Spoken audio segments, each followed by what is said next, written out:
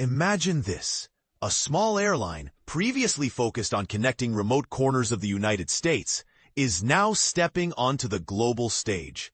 Contour Airlines has announced its debut in the Caribbean, marking an exciting new chapter for travelers and aviation enthusiasts alike.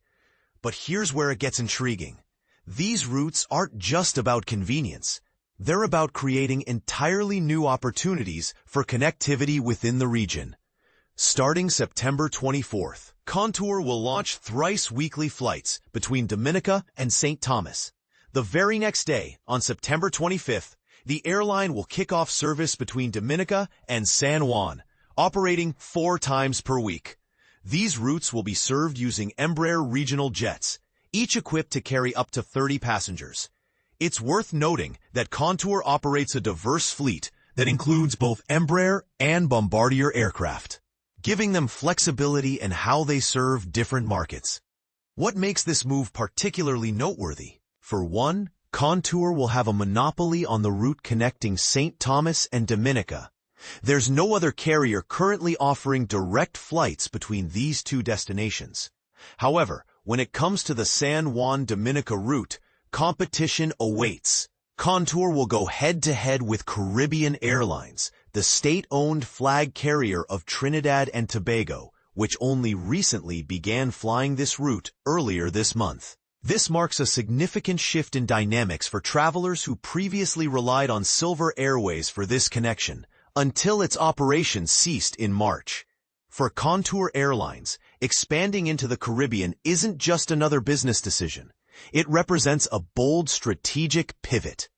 Until now, the airline has largely concentrated its scheduled flight operations within specific regions of the United States, including the Southeast, Midwest, and Mountain West. Their portfolio includes 22 essential air service EAS routes, which are federally subsidized to ensure air access for smaller communities.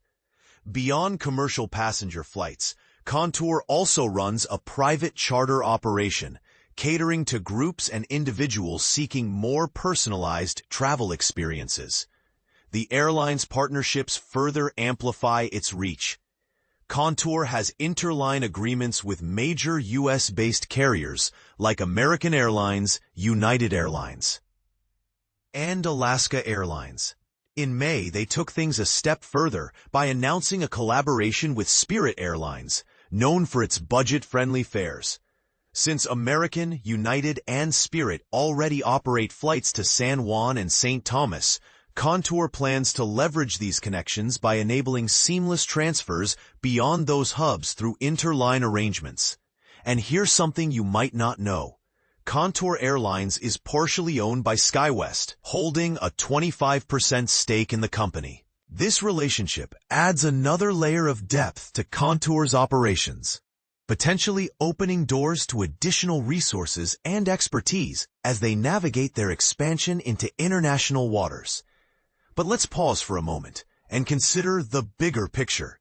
Is entering the Caribbean market a smart long-term play for Contour? On one hand, they're filling gaps left by defunct airlines and competing directly with established players. On the other hand, operating in such a competitive and geographically challenging region comes with risks. What do you think? Will Contour succeed in carving out a niche for itself in the Caribbean skies? Share your thoughts in the comments below. We'd love to hear whether you're optimistic or skeptical about this bold move.